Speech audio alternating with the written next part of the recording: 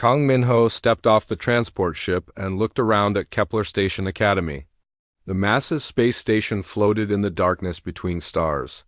Its walls were made of metal that seemed to glow with a soft blue light. Windows showed the endless black of space dotted with distant stars. Minho carried his bag and followed the signs, written in 12 different languages. Some of the words looked like squiggly lines. Others looked like musical notes.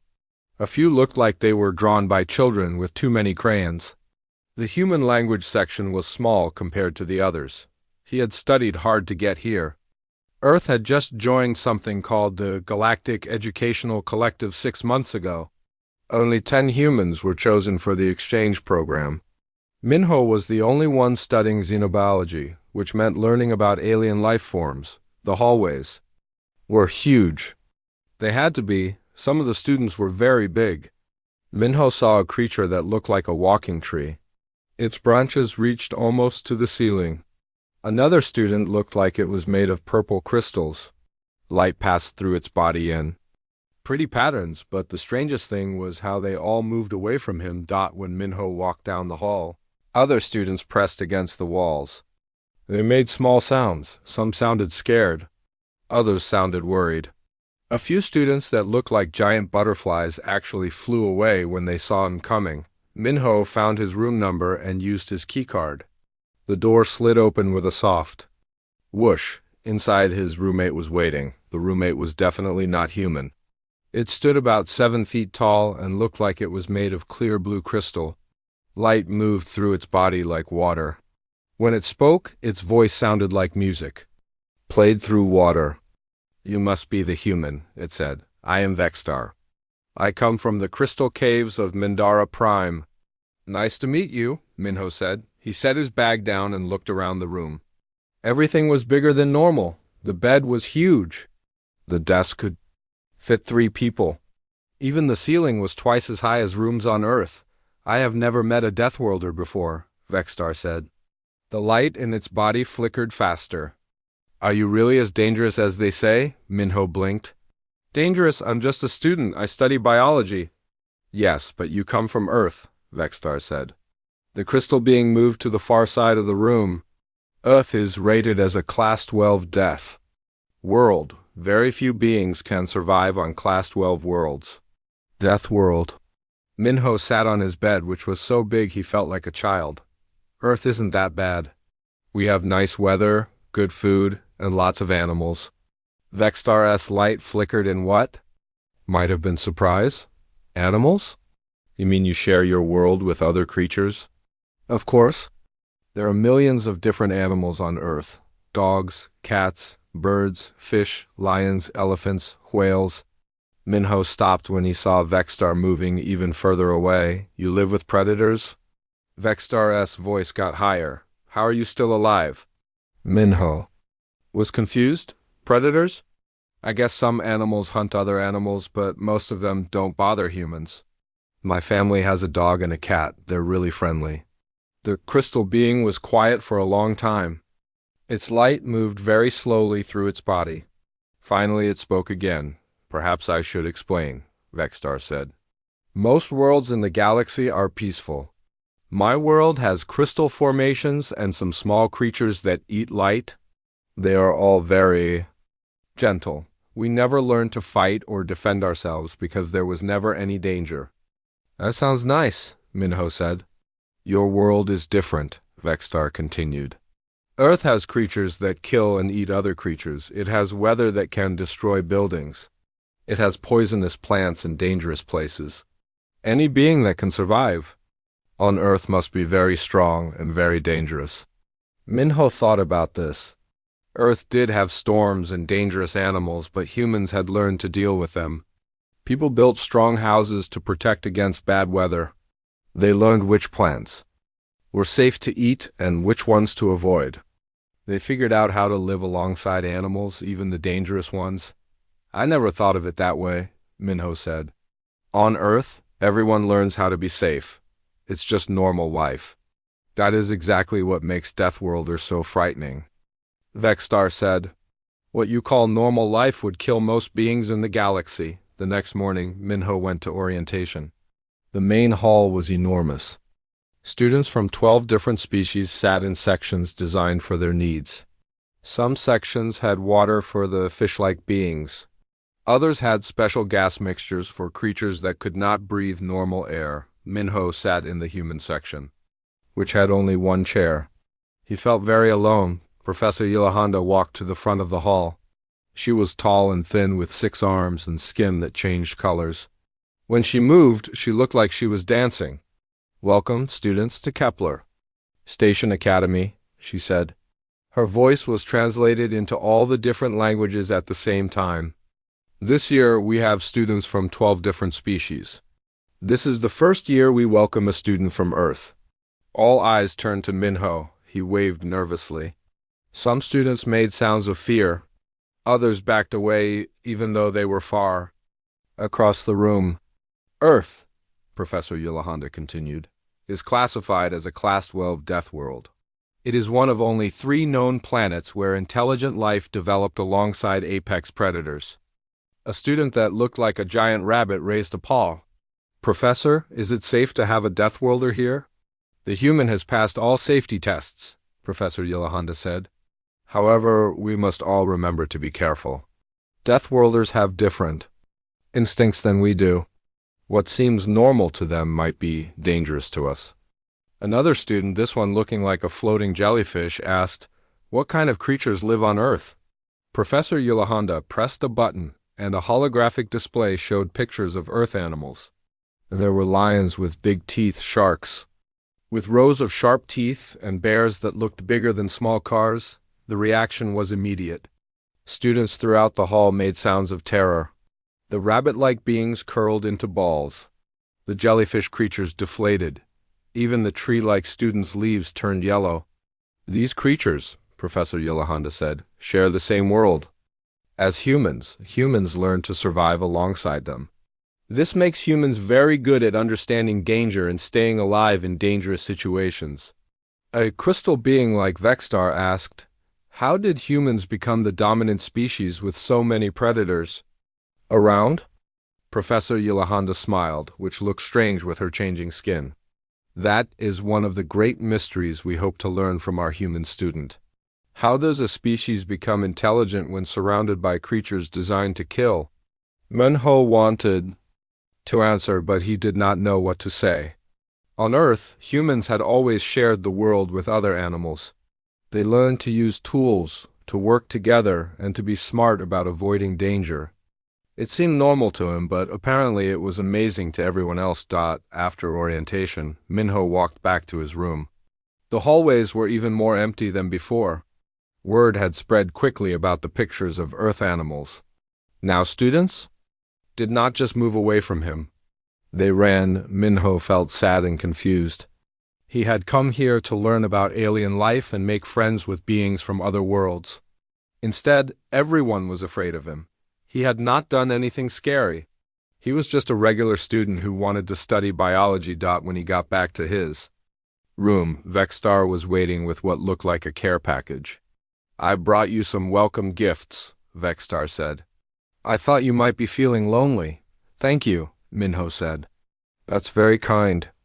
"I have been thinking," Vexstar said. "You seem very different from what I expected. You are not scary at all." "You're actually quite gentle," Minho smiled. "Most humans are gentle. We just learn to be careful when we need to be." "Perhaps." Vexstar said, "The other students will learn this too. It may just take time." Minho hoped his roommate was right. He had 6 months to study at the academy. He wanted to make the most of it, but it would be much better if he could make some friends along the way. Outside their window, the stars continued to shine in the endless darkness of space. Somewhere among those stars was Earth with all its dangerous and wonderful creatures. Minho missed home, but he was excited to learn about the peaceful worlds that had created these gentle alien beings. Maybe, he thought, they could all learn something from each other.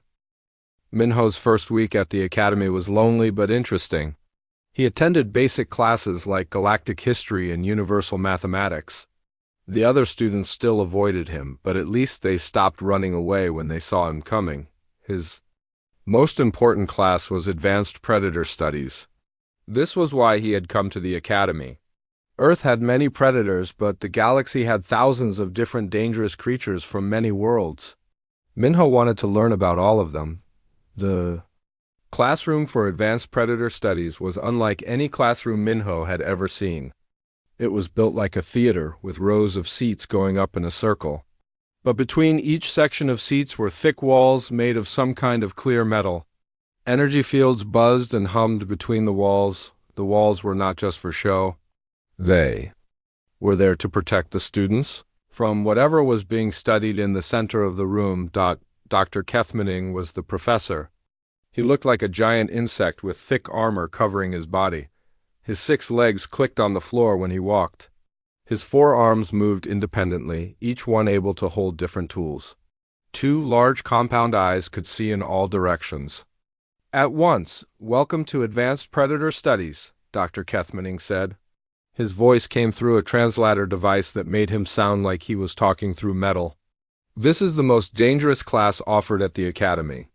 The other students in the class wore special protective gear. Celaya, a being that looked like a balloon filled with glowing gas, had extra thick walls around her section. Morden, who looked like a walking tree, had fire suppressant systems aimed at his seat. Kixel, a small creature covered in soft fur like a rabbit, wore what looked like a full suit of armor. Minho wore regular clothes. He had not been told to bring any protective equipment. In this class, Dr. Kethmaning continued, we will study predatory species from across the galaxy. We will learn how they hunt, how they kill, and how to avoid them. A holographic display showed pictures of different creatures. There was something that looked like a Volf made of metal. Another creature looked like a giant spider with wings. A third looked like a snake that could turn invisible. The students made nervous sounds. As each picture appeared, Celia's gas swirled faster inside her balloon body. Morden's leaves rustled even though there was no wind. Kixel tried to hide inside her armor. All specimens we study will be heavily sedated, Dr. Kethmaning said. They will be unconscious and unable to move. Even so, we will maintain maximum security protocols at all times. The professor pressed a button, and a metal container rose from the floor in the center of the room. Inside the container was a creature that looked like a cat, but it was the size of a large dog. Its fur was silver and seemed to shine under the lights. It was completely still. This is a Mindorian shadow cat, Dr. Kethmaning said. It comes from a Class 4 world. It hunts by becoming invisible and striking without warning. The sedatives will keep it unconscious for the entire class period. Even though the creature was obviously sleeping, the alien students moved as far back in their seats as possible. Some of them activated additional energy shields. Kixel actually fainted and had to be revived with medical equipment. Minho looked at the shadow cat with interest. It was beautiful. Its fur had patterns that reminded him of tigers from Earth, but the silver color was unlike anything he had ever seen. He wanted to get a closer look. The shadow cat's primary weapons are its claws and teeth, Dr. Kethmaning continued. It can extend its claws to twice their normal length. Its bite can crush the bones of most species. Dr. Kethmaning used a long metal pole to point at different parts of the creature. He stayed as far away from it as possible, even though it was unconscious and behind multiple energy barriers. Professor, Celaya asked, her voice shaking, how do researchers study these creatures safely? Very carefully, Dr. Kethmaning replied. Most research is done using holo recordings and computer simulations. Direct observation is extremely dangerous and only done by specially trained teams wearing full battle armor. Minho raised his hand. Why don't you study them when they're awake? You could learn more about their behavior. The classroom went completely silent. Every student and even Dr. Kethmaning stared at Minho like he had just suggested jumping into a volcano. Study them ... awake? Dr. Kethmaning's translator struggled with the concept. That would be... The term does not translate well. In my language, we would call it incomprehensibly suicidal. Morden's leaves turned bright yellow, which Minho had learned meant fear. Human student, are you suggesting we observe live, active predators? Well, yes, Minho said. On Earth. We study animals and their natural behavior all the time. We have people called wildlife researchers who watch lions, bears, sharks, and other predators. They learn how the animals really act by watching them hunt and interact with their environment. Celia's gas started swirling so fast that her balloon body began to shake. You have people who voluntarily go near active predators? Sure, Minho said. My uncle is a marine biologist. He swims with sharks to study them. He says they're actually not as dangerous as people think, as long as you understand their behavior. The room erupted in sounds of horror and disbelief. Kixel fainted again. Morden started dropping leaves like he was molting. Several students activated emergency communication devices to call for medical assistance. Dr. Kethmaning clicked. His legs rapidly, which Minho learned was a sign of extreme stress. Your uncle swims sharks? Great white sharks, tiger sharks, hammerhead sharks, Minho said. He's been doing it for 20 years. He's never been hurt because he knows how to read their body language and behavior.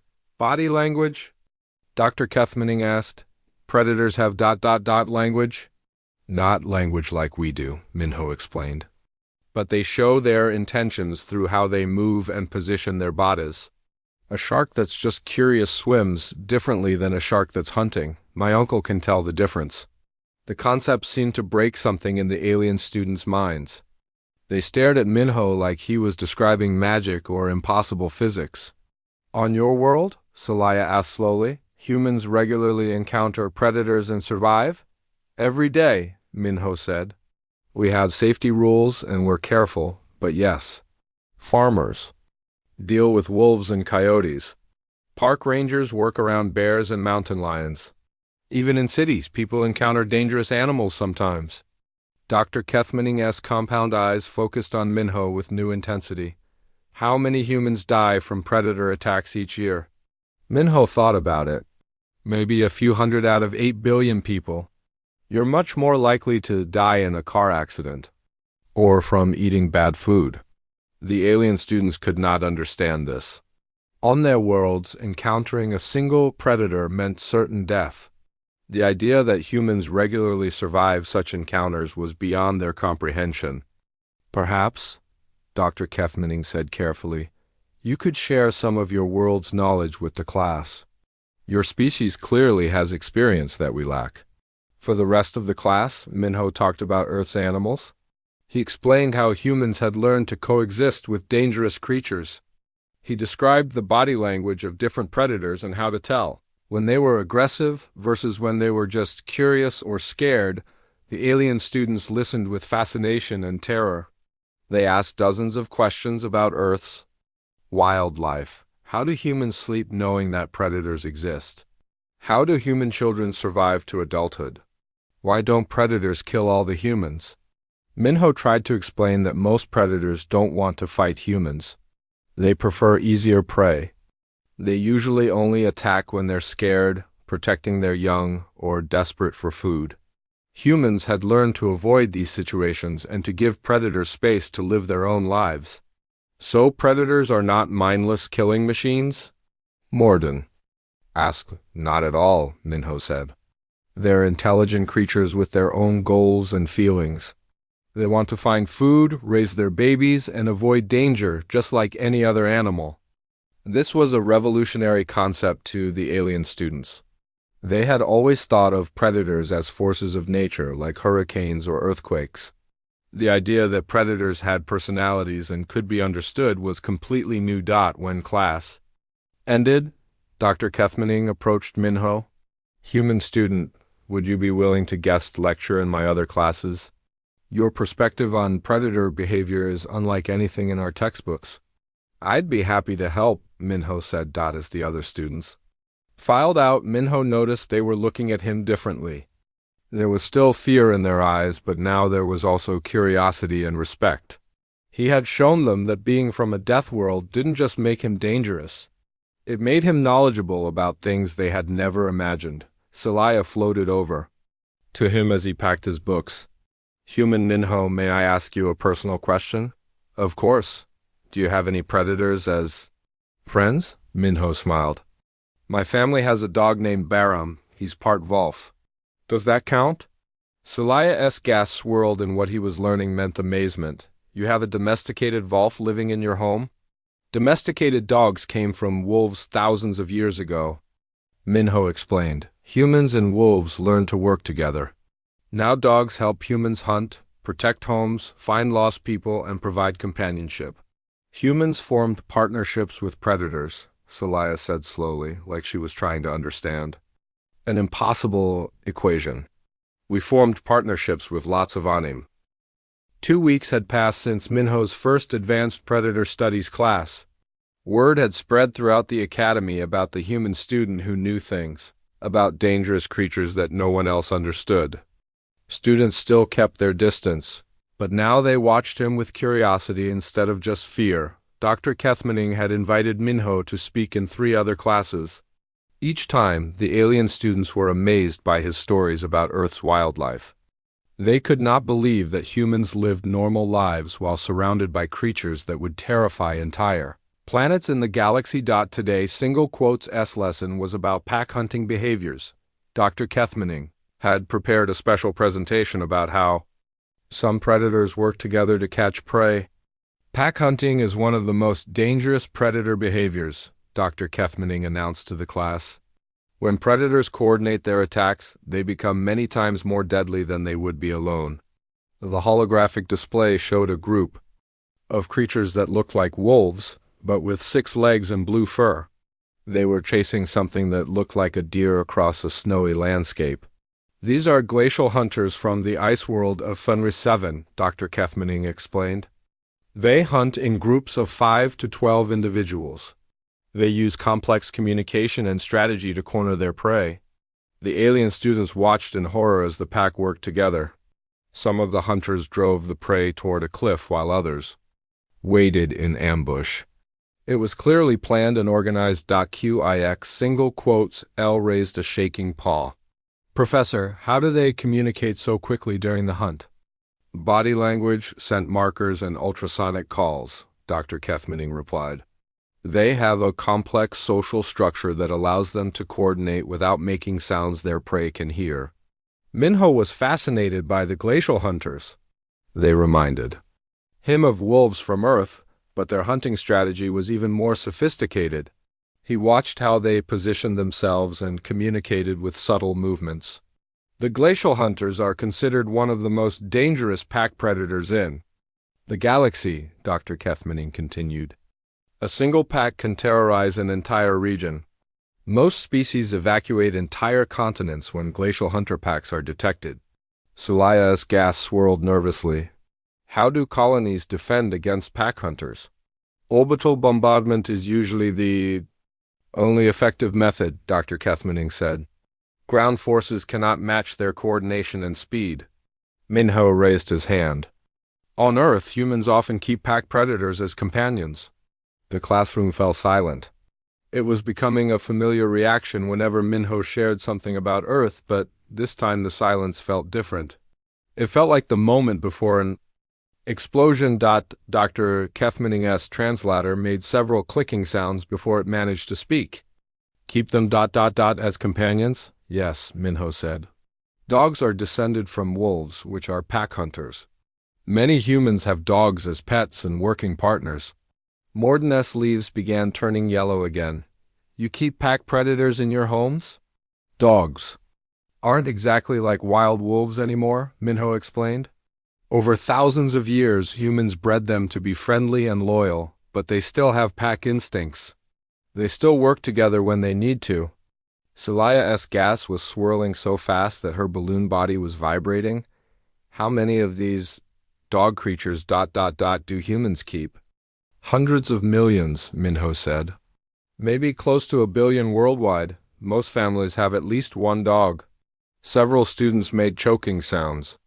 Kixel fell out of her chair and had to be helped back up by a medical robot. 1 billion domesticated pack predators, Dr. Kethmaning repeated slowly, living with humans in their homes.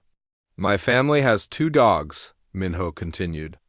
Bahram and Haniel. Bahram is bigger and more protective. Haniel is smaller and more playful. They sleep on my bed at night. The idea of sleeping next to pack predators was apparently too much for several students. 3 of them activated emergency medical alerts. A floating jellyfish student deflated completely and had to be carried out by maintenance robots. Show. U.S., Dr. Kethmaning said.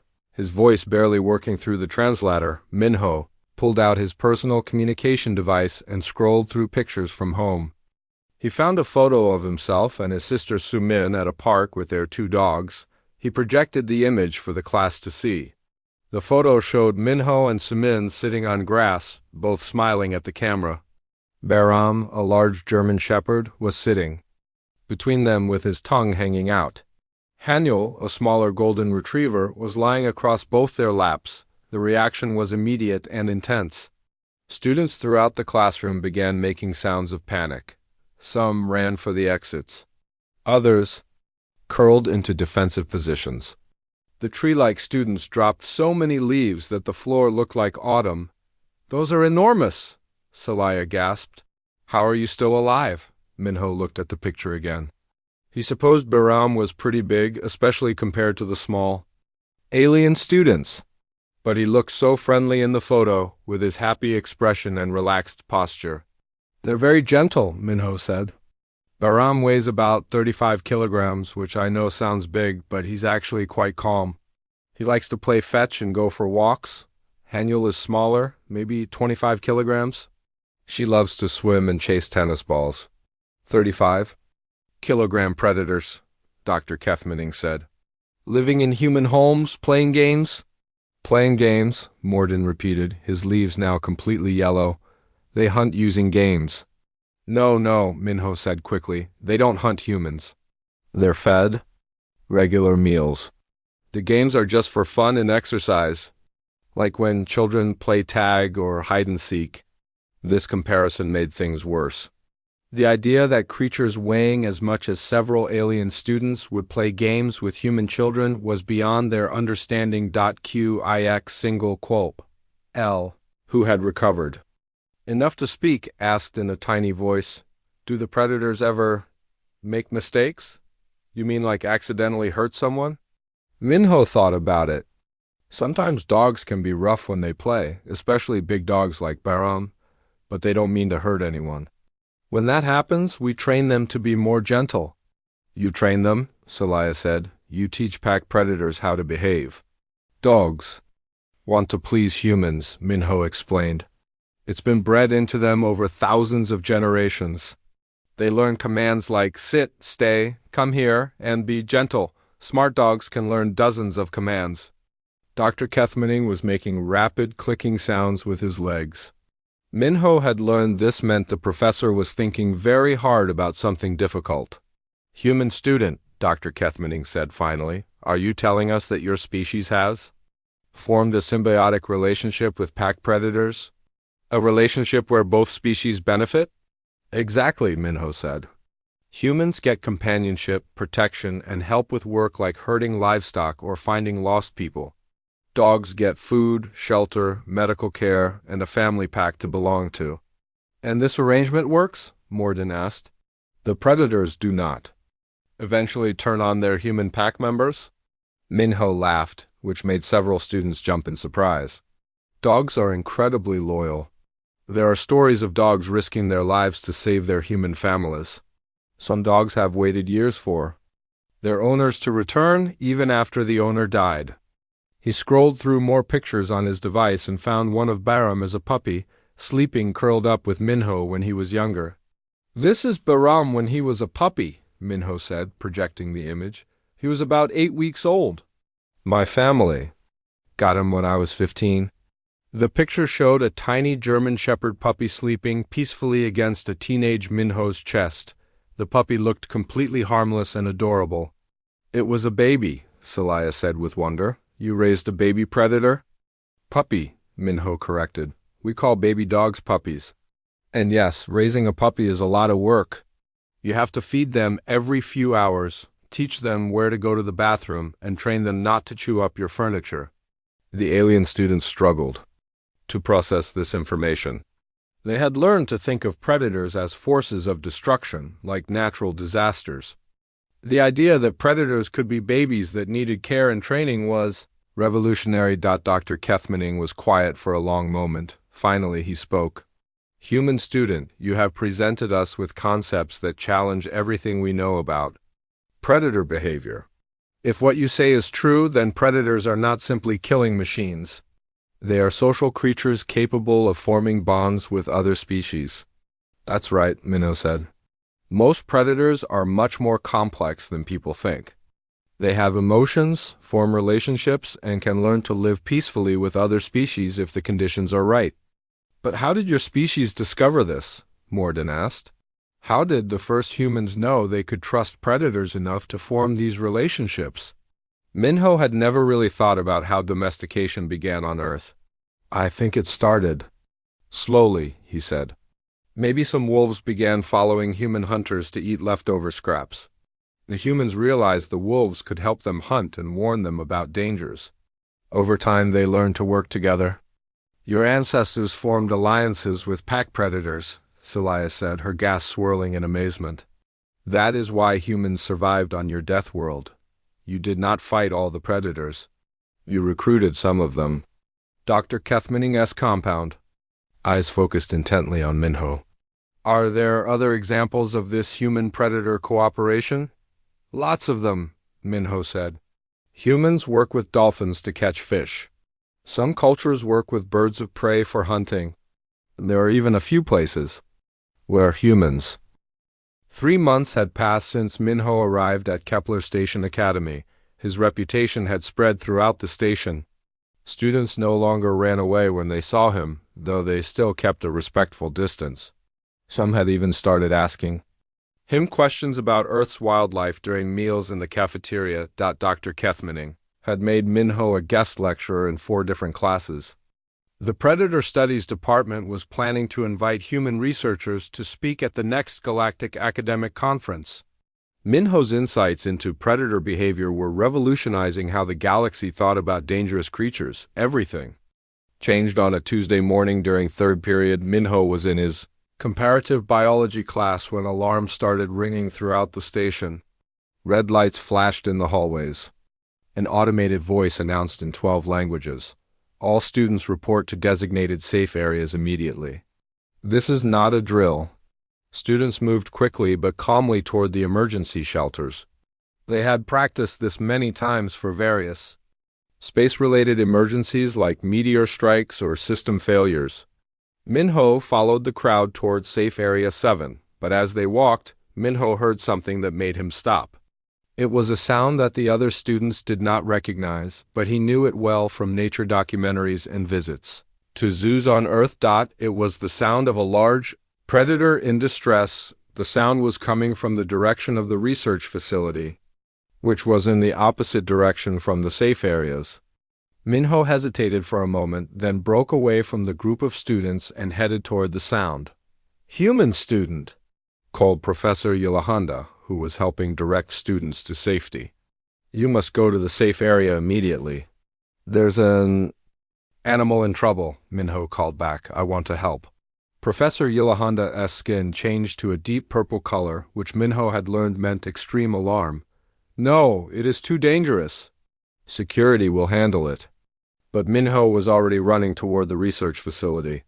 The sound was getting louder and more desperate. Whatever was making it was scared and probably hurt. As he got closer to the research facility, Minho saw other people running in the opposite direction. Scientists, maintenance workers, and security personnel were all evacuating the area as quickly as possible. A security officer grabbed Minho's arm as he tried to enter the facility. Student, you cannot go in there. We have a containment breach. In Research Lab 5. What kind of creature is it? Minho asked. The security officer, who looked like a cross between a bear and an octopus, stared at Minho in disbelief. You want to know what kind of predator has escaped? Are you damaged? I might be able to help, Minho said. I study predator behavior. Help? The officer's tentacles waved frantically. The only help needed is complete evacuation and emergency. Sedation protocols. This is a Class 7 predator from Drakmor Prime.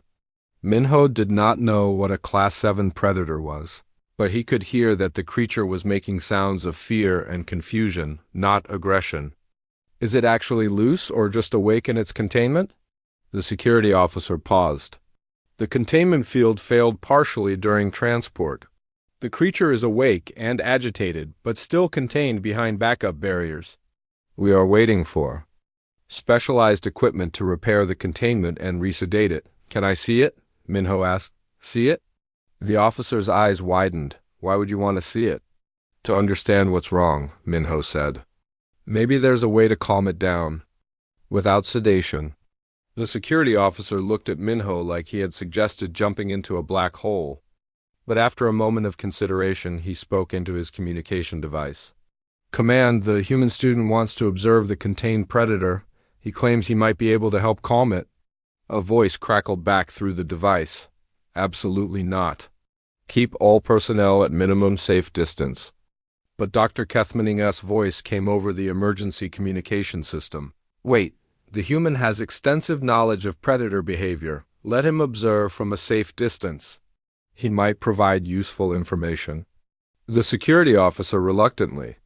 Lead Minho to an observation window outside Research Lab 5.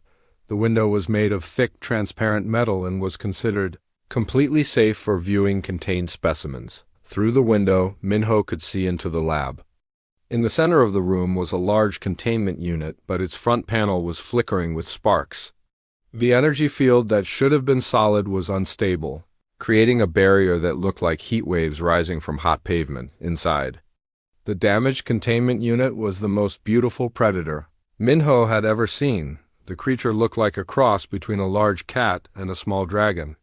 It was about the size of a mountain lion, with silver fur that seemed to shine with its own light.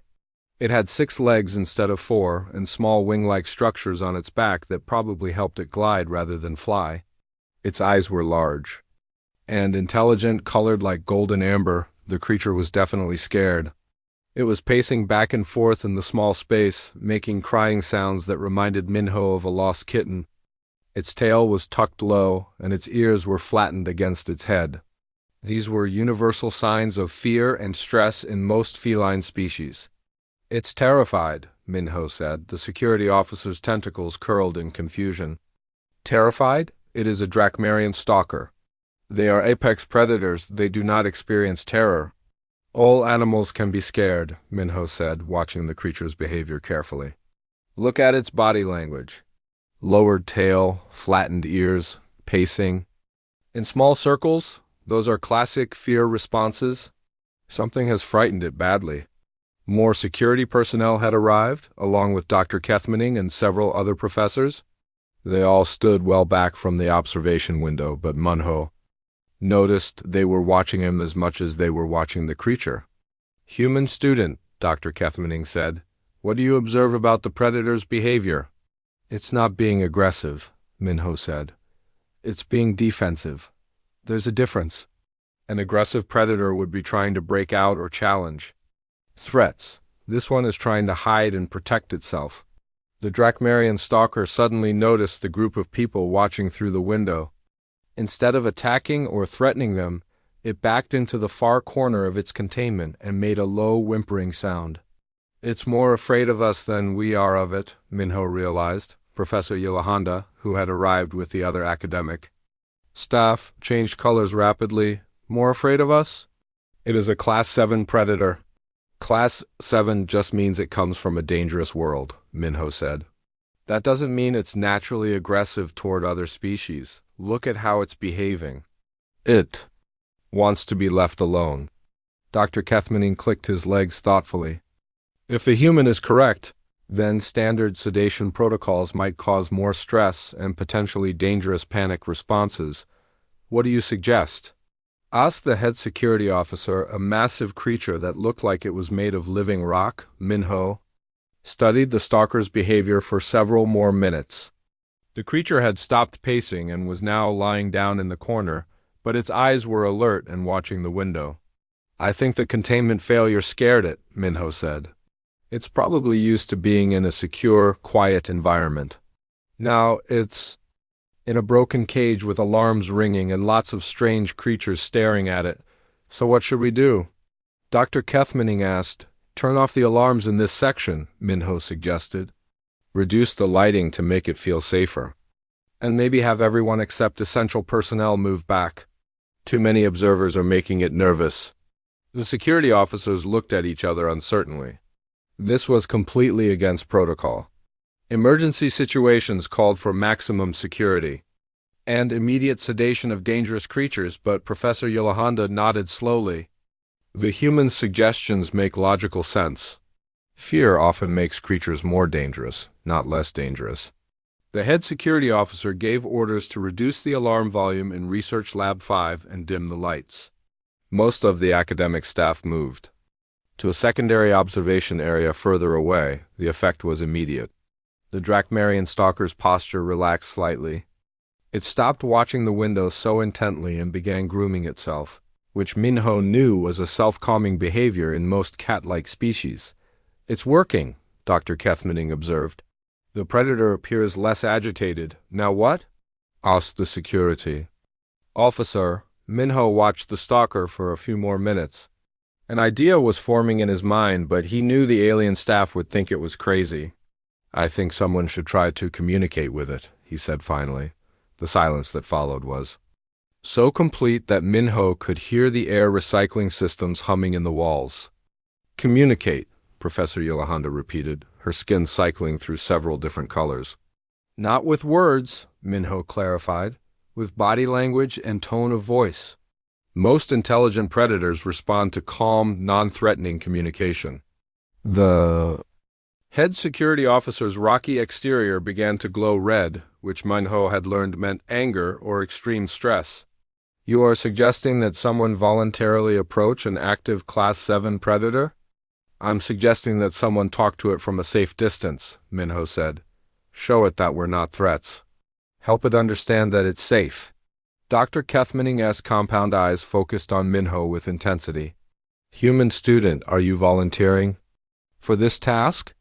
Minho looked through the window at the beautiful, frightened creature. It reminded him so much of the big cats he had seen in wildlife documentaries. He felt a strong urge to help it feel less afraid. The debate about Minho's suggestion went on for 20 minutes. Security officers insisted it was too dangerous. Academic staff argued about proper protocols. Medical teams prepared for what they were certain would be the first student death. In the Academy's 300-year history, through it all, Minho kept watching the Drakmarian stalker. The creature had begun pacing again as the noise and activity around the lab increased. Its fear was growing worse, not better. Finally, Dr. Kethmaning raised all four of his arms for silence. The human student has proven that his knowledge of predator behavior exceeds our own. If he believes communication might help, we should allow him to attempt it. The head security officer's rocky skin glowed brighter red. This is against every safety protocol in the Academy handbook. The handbook was written by beings who never lived alongside predators, Dr. Kethmaning replied. Perhaps it is time to learn from someone who has. Professor Yolanda's skin had settled to a nervous blue color. If we permit this, what safety measures will be in place? Full containment barriers remain active, the head security officer said reluctantly. Emergency sedation systems on standby. Medical teams ready for immediate response. And the human maintains safe distance at all times. Minho nodded. I understand. I won't do anything to put myself or the creature in danger. The security team cleared everyone except essential personnel from the immediate area. Emergency medical equipment was positioned nearby. Additional containment systems were activated as backup measures. Minho approached the observation window slowly. The Drakmarian stalker noticed him immediately and backed further into its corner. Its golden eyes tracked his every movement. There, Minho said softly, his voice barely above a whisper. It's okay. Nobody's going to hurt you. The creature's ears twitched at the sound of his voice. Minho had noticed that many predators responded well to calm, low tones. He continued speaking in the same gentle voice his family used with their dogs. I know you're scared, Minho continued. This is a strange place with strange smells and sounds, but you're safe. The cage is just broken, not dangerous. The stalker stopped backing away and tilted its head slightly, listening to Minho's voice. Its tail was still low, but it was no longer tucked completely under its body, from behind. The safety barriers, the alien staff watched in amazement and horror. They could not understand how Minho remained so calm in the presence of an active predator. To them, his behavior seemed impossible. You're beautiful, Minho said to the creature. I've never seen anything like you. Those wings are amazing. I bet you can glide really well with those. The stalker's ears moved forward slightly.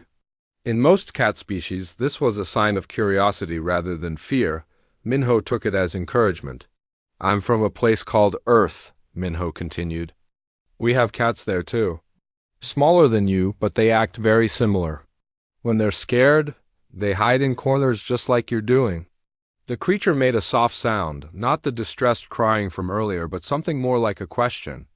Minho had heard similar sounds from house cats when they were trying to communicate with humans. I wish I could speak your language, Minho said. But I think you understand that I'm trying to be friendly. Very slowly, Minho crouched down so he was at the same eye level as the stalker. This was a non-threatening posture that worked with most predators. It showed that he was not trying to dominate or intimidate. The effect was remarkable. The stalker's posture relaxed visibly. Its tail came up slightly, and its ears rotated forward to better hear Minho's voice. That's better, Minho said. You're starting to feel safer, aren't you? Behind the barriers, Dr. Kethmaning was making rapid notes on a datapad. Extraordinary, he whispered to Professor Yilahanda. The predator's stress indicators are decreasing significantly. How is this possible? Professor Yilahanda whispered back. The human has no physical defenses. Why is the predator not attacking? Because it does not see him as a threat, Dr. Kethmaning realized. The human is communicating in a way the predator understands. Minho continued talking to the stalker in low, soothing tones. He told it about Earth's cats, about his family's pets, about how beautiful its silver fur looked in the dim light. The creature listened to every word, its golden eyes fixed on Minho's face. After about 10 minutes, something extraordinary happened. The stalker began to purr. The sound was deeper and more resonant than an Earth cat's purr, but it was unmistakably the same type of sound. It was a sound of contentment and calm. The alien staff could not believe what they were hearing. In their experience, predators made sounds of aggression, hunting calls, or distress cries. They had never heard a predator make a sound that indicated happiness. Is it pleased? Celaya asked. She had arrived with other students who had heard about the emergency. They were all watching from the furthest safety barrier. It's purring, Minho said, his voice full of wonder. It's actually purring. That means it feels safe and content. The stalker's purring grew louder. It began to groom itself again, licking its silver fur with a long, pink tongue. These were all signs of a relaxed, unthreatened animal. Incredible, Dr. Kethmaning said. In 30 years of predator research, I have never observed such calm behavior from an active specimen. Minho stood up slowly, making sure not to startle the creature. The stalker watched him, but continued purring. It no longer looked frightened or stressed. I think it's ready for the containment repair now, Minho said. It understands that it's safe. The repair process won't seem threatening anymore. The head security officer was skeptical. How can you be certain it will not attack when the repair? Team's approach? Look at its body language, Minho said. Relaxed posture, forward ears, slow blinking, grooming behavior. These are all signs of a calm, non-aggressive animal. It's not going to attack unless something scares it again. Dr. Kethmaning agreed. The human's assessment appears accurate. The predator shows no signs of aggressive intent. The repair team approached the containment unit carefully, but the stalker barely paid attention to them. It was too busy purring and grooming itself. Within minutes, the containment field was repaired and functioning normally. Should we sedate it now? Asked A medical technician. No, Minho said quickly. It's calm and secure. Sedating it now might make it think something bad is going to happen. Just let it rest. The stalker seemed to agree with this assessment. It curled up in a corner of its containment unit and closed its eyes, still purring softly. Within minutes, it had fallen asleep naturally. The emergency was over. As the crowds began to disperse and normal activities resumed, the alien staff continued to stare at Minho in amazement. What he had done was impossible according to everything they knew about predator behavior. Human student, Dr. Kethmaning said, you have demonstrated abilities that we did not know existed. You communicated with an active predator and calmed it without any technology or protective equipment. I just talked to it like I would talk to any scared animal, Minho said. All creatures respond to kindness and patience. Professor Yilahanda's skin shifted to a color Minho had never seen before, a warm golden hue. We have much to learn from your species, she said. Your approach to dangerous creatures is completely different from ours. As word spread throughout the academy about what had happened, students began approaching Minho with new respect and curiosity. They no longer saw him as just a dangerous deathworlder. They saw him as someone who had a special gift for understanding creatures that terrified them. Kixel, the small rabbit-like student, approached him hesitantly. Human Minho, she said in her tiny voice, could you teach us how to do what you did? It's not really something you learn from books, Minho said. It comes from growing up around animals and learning to understand how they communicate. But could we learn some of it? Morden asked, his leaves bright green with excitement. Could we learn to not be so afraid? Minho looked around at all the eager alien faces. They had spent their whole lives terrified of predators, thinking of them as mindless killing machines. Today, they had seen that predators could be beautiful, intelligent, and even friendly under the right circumstances. I think we could start with some basic lessons, Minho said. Body language, vocal tones, understanding fear versus aggression. It would take time, but yes, I think you could learn. Dr. Kethmaning's compound eyes gleamed with interest. Human. Student, how would you feel about developing a new course curriculum? Something we might call interspecies communication with predatory life forms? Minho smiled. When he had arrived at the academy 3 months ago, he had been the feared outsider that everyone avoided. Now he was being asked to become a teacher, sharing knowledge that could change how the entire galaxy understood dangerous creatures. I'd love to help, he said as he walked back to his dorm that evening. Minho felt proud of what he had accomplished. He had not just helped a scared animal. He had shown his alien classmates that the creatures they feared most were not so different from themselves. They just wanted to feel safe and understood. Behind him, in Research Lab 5, the Drakmarian stalker slept peacefully in its repaired containment unit, still purring softly in its dreams. News of the Drakmarian stalker incident spread throughout Kepler Station Academy within hours. By the next morning, students from all 12 species were talking about the human, who had calmed a Class 7 predator with nothing but his voice and patience. Minho woke up to find a line of students waiting outside his dorm room. They all wanted to hear the story directly from him. Some brought gifts from their homeworlds. Others simply wanted to thank him for showing them that predators were not the mindless monsters they had always believed them to be. Vexstar, his crystal roommate, was glowing brighter than usual with excitement. You are famous throughout the entire station, Vexstar said. The communication networks have been buzzing all night with discussions about what you did. I just talked to a scared animal, Minho said modestly. Anyone could have done the same thing. No, Vexstar said, his light pulsing with certainty. No one else could have done what you did. We do not have the knowledge or the courage. You have both. Dr. Kethmaning had requested an emergency meeting with Minho and the Academy's senior staff. When Minho arrived at the conference room, he found representatives from all the major species in the Galactic Educational Collective. Human student Kong Minho, Dr. Kethmaning began formally. Your actions yesterday have prompted discussions at the highest levels of Galactic Academic Society. We would like to make you an official offer. Professor Yolanda stepped forward, her skin a calm blue color. We would like you to develop and teach a new course, Interspecies Predator Psychology. This would be the first course of its kind in galactic history. You want me to teach other students? Minho asked. More than that, said a tall, elegant being that Minho had not met before. I am Dean Zothala from the Galactic University System.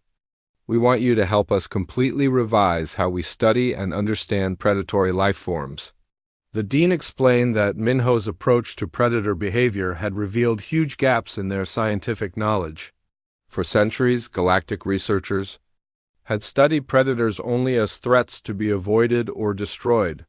They had never considered that predators might be intelligent, emotional beings capable of communication and cooperation. Your insights could revolutionize xenobiology, interspecies relations, and even planetary colonization efforts, Dean Zothala continued. Many worlds that we currently consider too dangerous might actually be habitable if we could learn to coexist with their predatory species. Minho was overwhelmed by the scope of what they were suggesting. I'm just a student, he said. I don't know if I'm qualified to change how the entire galaxy thinks about dangerous animals. Dr. Kethmaning's compound eyes focused on him kindly. You are the only being in the galaxy with practical experience in human-predator relations. That makes you uniquely qualified. The meeting continued for 2 hours as they discussed the details of the new program. Minho would finish his current semester as a student, then return to Earth to gather more information about human-animal relationships. He would come back the following year as the galaxy's first interspecies predator psychology instructor. When the meeting ended, Minho felt both excited and nervous about his new responsibilities. As he walked through the academy halls, he noticed that the atmosphere had changed completely from his first day. Students no longer avoided him. Instead, they approached him with respectful curiosity. Some asked questions about Earth's animals. Others wanted to know if he thought their homeworlds might have predators that could be understood rather than feared. Celia floated up to him as he headed to the cafeteria for lunch. Human Minho, she said, I have been thinking about what you said regarding body language and communication. What about it? Minho asked. On my homeworld, we have creatures we call shadow swimmers, Celia said. They live in the deep gas layers of our atmosphere. We have always avoided them because they are large and move in groups. But after yesterday, I wonder if they might not be dangerous at all. Maybe they are just trying to communicate. This was exactly the kind of thinking Minho had hoped to inspire. What do the shadow swimmers do when they encounter your people? They follow us, Celia said. They make sounds we cannot understand. We always flee because we assume they are hunting us. But have they ever actually hurt anyone? Minho asked. Celia was quiet for a moment. Now that you mention it, I do. Not think they have. There are stories of shadow swimmers rescuing people who fell into the deep gas layers. But we always assumed those were myths.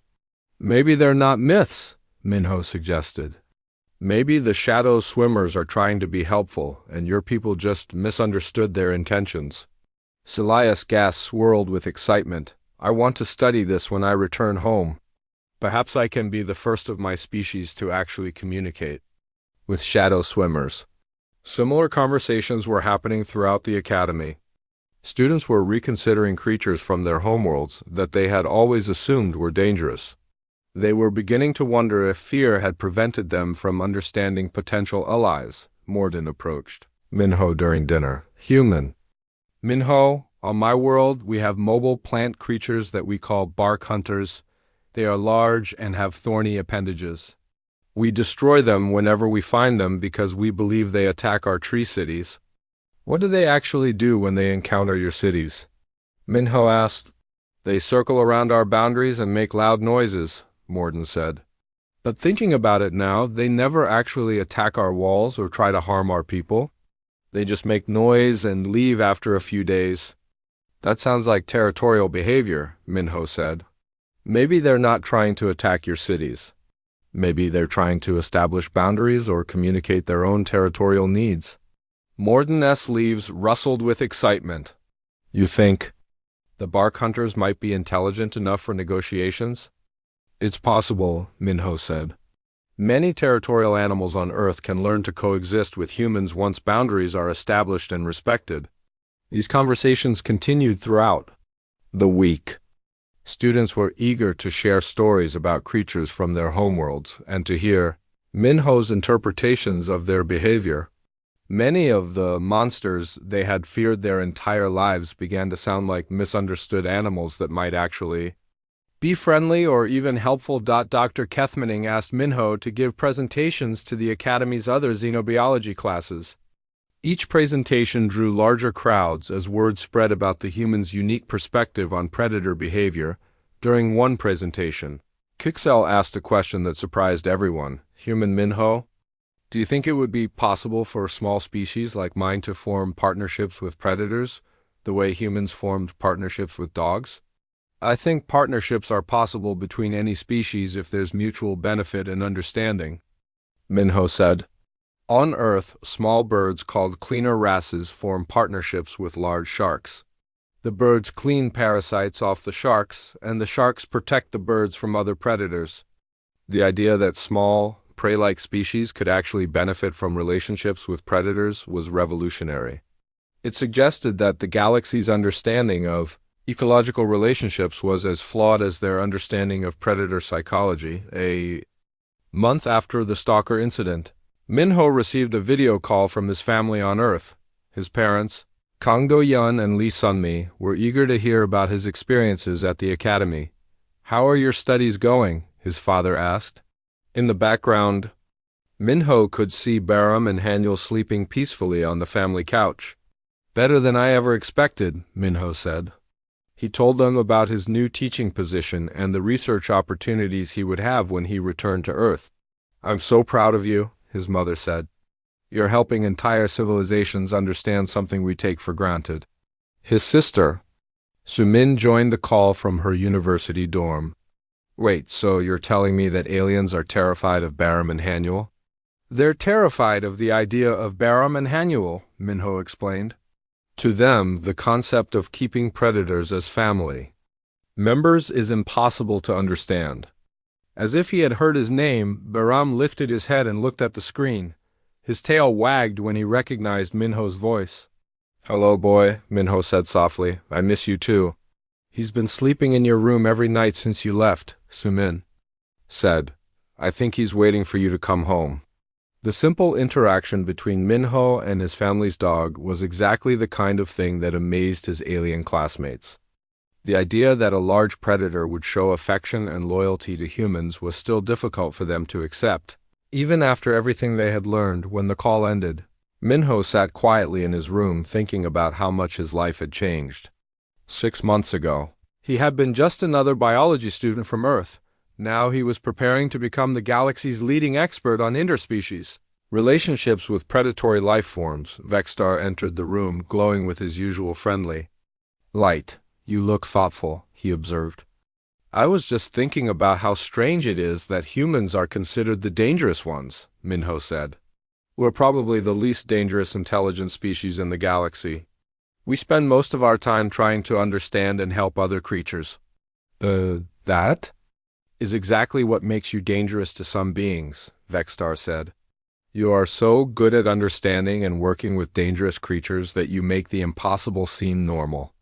To species that have spent millions of years hidden,